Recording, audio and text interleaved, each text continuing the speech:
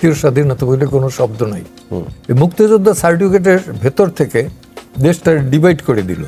বঙ্গবন্ধু হইল এই উপমহাদেশের সফলতম রাষ্ট্রনায়ক, রাষ্ট্রনেতা, জাতির নায়ক। বাঙালি জাতিকে তিনি যথাযথ মর্যাদার সাথে কিন্তু নেতৃত্ব দিচ্ছেন। 6 পয়েন্ট কিন্তু দেওয়া হয় লাহোরে বসে, 6 দফা, যেটা বলা হয় তার আগেও কিন্তু 6 দফার আগেও কিন্তু মাওলানা ভাসানী কাকমারিতে বসে স্বাধীনতার কথা বলছেন। ওয়ালাইকুম আসসালাম। সে ধরনের ঘটনা বঙ্গবন্ধুকে বাড়ি পোড়াই দিতে পারেন, আপনি ছবি পোড়াই দিতে পারেন, মূর্তি পোড়াই দিতে পারেন, কিন্তু তার ইতিহাস তো পোড়াই দিতে পারবেন। তো আপনি বঙ্গবন্ধুকে বাঙালির মন থেকে কিভাবে মুছবেন? জেনারেশন আফটার জেনারেশন যতক্ষণ পর্যন্ত একটা বাঙালি জীবিত থাকবে, ভালো হোক খারাপ হোক, তার ওই যে 7ই মার্চের ভাষণ এটা ঠিকই শুনবে। এবং উনি যে নেতৃত্ব দিছিলেন, ওনাকে সামনে রেখেই যে আমরা যুদ্ধ করছিলাম। আমি বাস্তবটা আপনার বলতে পারি যে 71-এ আমি দেখছি যে একটা পরিবারে, আমার গ্রামেই একটা পরিবারে পাকার মেয়ে 6 জন না 7 জনকে গুলি করে মারিয়ে গেছে। তো স্বাভাবিক, আমাদের মুসলিম ইসে আছে, দোয়া টোয়া পড়ে, তাই না? তো সেই দোয়া পড়ার সময়, দোয়ায় সন্ধ্যার পর গিয়ে আমি হাজির হয়েছে। হাজির হওয়ার সময় ওই ঘরেরই যিনি, বাইরের লোক তো তখন আসে না কেউই, তো সে বলতেছে যে আল্লাহ, আমার 6 জন সদস্য মারা গেছে, তো তার বিনিময়ে অন্তত হইলে শেখ মুজিবের তুমি মুক্তি দিও, ভালো রেখো। এই যে আবেগ বাঙালির, সে কিন্তু আবেগের নেতা, রাজনৈতিক নেতা, ভালোবাসার নেতা। তো তাকে এত সহজে ওই রিসেট বাটন চাইপে মুছে ফেলানো, এটা অ্যাবসলিউটলি ইম্পসিবল এবং পাগলের প্রলাপ। আমি যে বার্তাটা পাই সেটা যে তারা তো প্রথমেই অস্বীকার করতে চাইছে 1971 স্বাধীনতা দিবস, এগুলোকে অস্বীকার করতে চাইছে, এবং যখন দেখছেন যে পারেন না, তখন পরবর্তীতে বলছেন যে না। এখন তারা এইটার ভেতর থেকে, যেমন 7ই মার্চ, 7ই মার্চ তো আওয়ামী লীগের দিন না, আওয়ামী লীগের বিষয় না, এটা জাতীয় বিষয়। 2রা মার্চ, 3রা মার্চ, 2রা মার্চ সর্বপ্রথম বটতলায় স্বাধীন বাংলাদেশের পতাকা তোলা হয়। 3রা মার্চ পল্টনে বঙ্গবন্ধুর পাশে দাঁড়িয়ে শাহজাহান সিরাজ স্বাধীনতার ইশতেহার পাঠ করে। তো এগুলো তো ঐতিহাসিক সত্য, এই সত্যকে মুছে ফেলবেন কিভাবে? ছুটি দেন কি না দেন এটা ভিন্ন বিষয়, কিন্তু এ তো ঐতিহাসিক সত্য, একে অস্বীকার করার কোনো জায়গা নাই, তো বিন্দুমাত্র জায়গাও অস্বীকার করার নাই। বঙ্গবন্ধু বঙ্গবন্ধুর জায়গায় থাকবেন। যতই আপনি আমি চেষ্টা করি তাকে কলুষিত করার, তাকে বাই করার, উনি ওনার জায়গায় থাকবেন। ওনাকে দেবতাও বানানো যাবে না, ওনাকে ধুয়ে মুছে ফেলানোও যাবে না, নিকৃষ্ট মানুষ হিসেবেও চিহ্নিত করা যাবে না। উনি একজন সফল রাজনৈতিক নেতা ছিলেন, সেই হিসেবেই তিনি থাকবেন। এলোমেলো কতগুলো কাজ দেখতেছে, কোনো সিস্টেমেটিক ওয়েতে পজিটিভ দিক থেকে কোনো কাজ দেখি নাই। লক্ষণীয়ভাবে তেমন কিছুই চোখে পড়ে নাই, বরঞ্চ তারা কিছু শিক্ষা দিচ্ছেন। ওই ছাত্রদের দ্বারা শিক্ষকদের ঘাট ধরে বের করানো, অবশ্য কি পদত্যাগ করানো, এইগুলো দেখছি। এবং এটা বলছে যে এরা নাকি ফ্যাসিবাদের দোসর। ফ্যাসিবাদ কারা, কি, সেটা তো 2 দিন পরে বোঝা যাবে। অনেক সংস্কার দরকার, অর্থনৈতিক সংস্কার দরকার, শিক্ষা ব্যবস্থার সংস্কার দরকার, শিল্প ব্যবসা বাণিজ্যের সংস্কার দরকার, কিন্তু এই দায়িত্বগুলো, এই সংস্কারগুলো এই সরকারের কাজ না। এটা অন্তর্বর্তীকালীন সরকার, এর প্রধান দায়িত্ব হচ্ছে একটা লেভেল প্লেইং ফিল্ড তৈরি করে একটা নির্ভেজাল নির্বাচনের মাধ্যমে গণতান্ত্রিক পদ্ধতিতে পরবর্তী সরকারের কাছে ক্ষমতা হস্তান্তর করা, নাথিং এলস। এর বাইরে এই সরকার যা কিছু করতে যাবে সেটা পরবর্তীতে কিন্তু ব্যর্থতায় পর্যবসিত হবে। এটা প্রলং করার, সময় ক্ষেপণ করার, নির্বাচন না দিয়ে সময় ক্ষেপণ করার একটা পদ্ধতি। নির্বাচন তো দিতেই হবে, মাস্ট, এছাড়া কোনো গত্যন্তর নাই এই সরকারের। আজকে হোক কালকে হোক তাকে নির্বাচন দিতেই হবে। এই সরকার গণতন্ত্র মানছে কিনা, তো গণতন্ত্র মানলে পরে এই প্রশ্নটা তো আসতো না। আমি অন্য আরেকটা কথা বলি, এরা তো 2টা মামলা করলো না, আপনি দেখেন সেখানে কমিউনিস্ট পার্টি আছে, ব্যান্ড করার জন্য যে মামলাটা হাইকোর্টে করলো, কমিউনিস্ট পার্টি আছে, বাসদ আছে, আরো এই রকমের কারা কারা, নাগরিক উদ্যোগ বোধহয়, নাগরিক কমিটিও বোধহয় আছে। এবং এগুলো বাম দল যেগুলো আছে সেগুলো কিন্তু এন্টি আওয়ামী লীগও ছিল, ওদেরও ইনক্লুড করে দিচ্ছে। এইখানটাই হলো আসলে এদের রাজনৈতিক ক্ষমতাসীনদের রাজনৈতিক পরিচয়। এরা প্রগতিশীলতার বিপক্ষে, এবং মূলত আওয়ামী লীগের চেয়েও কিন্তু এরা বড় শত্রু হবে সাম্যবাদীদের, সমাজতন্ত্রীদের। সমতা যারা চায়, বৈষম্য বিরোধী যারা, তারা হবে বৈষম্য বিরোধী। মানে কি? বৈষম্য বিরোধী হলো সাম্যবাদী সমাজ, বৈষম্য মুক্ত হলো সাম্যবাদী সমাজ। তো সাম্যবাদী সমাজ যারা চায় তাদের বিপক্ষে এরা পদক্ষেপটা নিবে। আসলে তাকে, তার দলের ভেতরে দুর্নীতিপরায়ণ যারা আছে তাদের পানিশমেন্ট দেয়া, নিশ্চিত করা, তাদের সম্পত্তি বাজেয়াপ্ত করা, যেটা এখন ওইভাবে সম্ভবপর না। তাদের জনগণের উপর আস্থাটা ফিরিয়ে আনতে হবে যে হ্যাঁ, সম্পদ লুট যেটা দেশের বাইরে যেটা পাচার হয়েছে তাদেরকে শাস্তি দেওয়া অন্তত, তাই তো?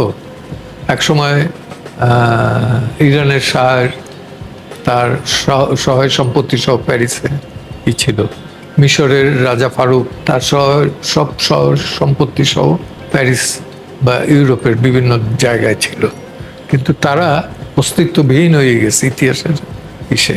এই টাকা পয়সা নিয়ে যারা গেছেন এরা যে খুব একটা আনন্দে থাকবেন তা না, হয়তো দু একজন থাকতে পারেন, কিন্তু আর সবাই না।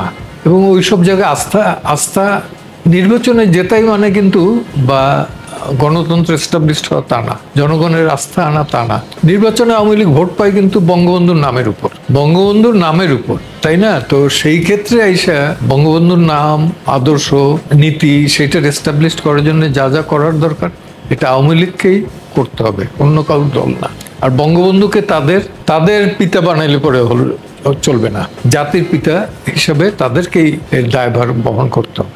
তারা চেষ্টা করছে বঙ্গবন্ধুকে তাদের দলের নেতা বানাতে, কখনোই দলের নেতার বাইরে সার্বজনীন নেতা হিসেবে আওয়ামী লীগ চিন্তা করে নাই। এখানে হলো আওয়ামী লীগের দুর্বলতা।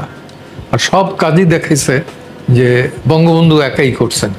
তার যে সহচর্য ছিলেন, তার যে পারিষদ ছিলেন, তাদেরকে কাউকে আওয়ামী লীগ কখনো শো করে নাই। তার তো একটা পারিষদ ছিল, তার একটা দল ছিল, তার নেতা, তারপরে তার নেতৃত্বে অনেক নেতা ছিলেন জাতীয় পর্যায়ে, তাজউদ্দিন, কামরুজ্জামান, মনসুর আলী, এদের তো কারো নাম নেওয়া হয় না।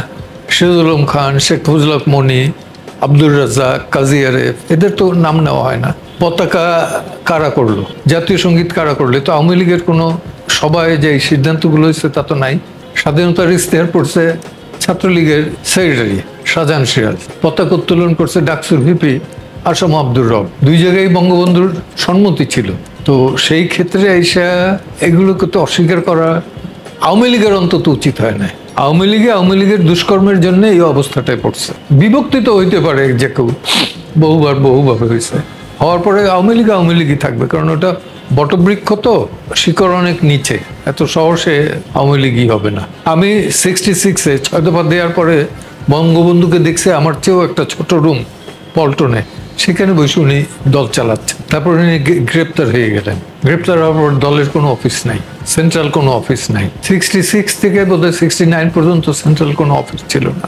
হলগুলো ছাত্রলীগ তখন করতেছে, ওই ইকবাল, তখন আজকে যেটা সার্জেন্ট জরুল হল, ওইটা ছিল ইকবাল হল আর SM হল, এইসব জায়গায়। ইকবাল হলের টেনিস লন যেটা, ওইখানে মিটিং হতো, সিদ্ধান্ত হতো। বঙ্গবন্ধু বের হওয়ার পরেও প্রথম যে সভাটা হয়েছে সেটা হোটেল ইডেনে, মতিঝিলে, নটরডেম কলেজের উল্টো দিকে হোটেল ইডেন, ওইটাতে হয়েছে। এই অফিস বন্ধ করে, যেমন কালকে দেখলাম যে জাতীয় পার্টির অফিস পোড়াই দিছে। এইটা কি ফ্যাসিবাদ না? জাতীয় পার্টি ফ্যাসিবাদ? পোড়াইলো যারা, তারা কি বাদ? তারা হইলো দেশীয় বাদ নাকি? এই কথাগুলো যারা বলে তারা কি গণতন্ত্রে বিশ্বাসী না অন্য কোনো একনায়কতন্ত্র, আমি বলবো না, স্বৈরতন্ত্রে বিশ্বাসী, আরেক স্বৈর শাসকের সৃষ্টি করতে চান? অযৌক্তিক। এটা নিষিদ্ধ করলেও যা, না করলেও তা। ছাত্রলীগ নিষিদ্ধ হওয়ার বিষয় না। আমি নিজে ছাত্রলীগ করতাম, এখন না, এখন তো ছাত্রলীগ করার নাই, তাইলে করতাম। তো নিষিদ্ধ অবস্থায় কিন্তু আমরা ছাত্রলীগ করছি, বিভিন্ন মার্শালের সময় এগুলো নিষিদ্ধ হয়ে গেছে। তাতে দেখা গেছে যে বিপুল শক্তিতে হয়েছে। এই যে খসরু, মন্টু, সেলিম, খসরু ভাই এখনো জীবিত, মন্টু ভাই এখনো জীবিত এবং রাজনীতি করেন। তারা ঢাকা সেন্ট্রাল জেল মার্শালের সময় ভেঙে বেরোয় আসছেন এবং they started the liberation war. ওইখান থেকেই এখানে মার্শালের সময় বেরোয় আসছেন, সাজা হয়ে গেছে তাদের। তারপর তো তারা আর্মস নিয়ে স্বাধীনতা যুদ্ধে ঝাঁপাই পড়ছেন। দাবি তো অনেকেই তুলতে পারে, না হয়ে যেতেই পারে, এটা তো আরো ভালো। যে এই কারণে যে এখন তো দেখতেছে যে প্রধান রাজনৈতিক দল বিএনপি আর নাই, সরকারের সবচেয়ে ক্লোজ অ্যাসোসিয়েটস হচ্ছে জামাত ইসলাম, সরকারের ল্যাঙ্গুয়েজে জামাত ইসলাম বলতেছে। তো তাই হতেই পারে। আর দাবি তো যে কেউ তুলতে পারে, দাবি তোলা তো এখান তো কোনো বাধা নাই, তাই না? অমুক দল বেআইনি ঘোষণা করো, কেন? নাস্তিক কমিউনিস্টদের বেআইনি ঘোষণা করো, কেন? তারা সমাজতন্ত্র বিশ্বাস করে। বাসদের বেআইনি ঘোষণা করো, কেন? তারা সাম্যবাদী সমাজ চায়। বলাই যেতে পারে।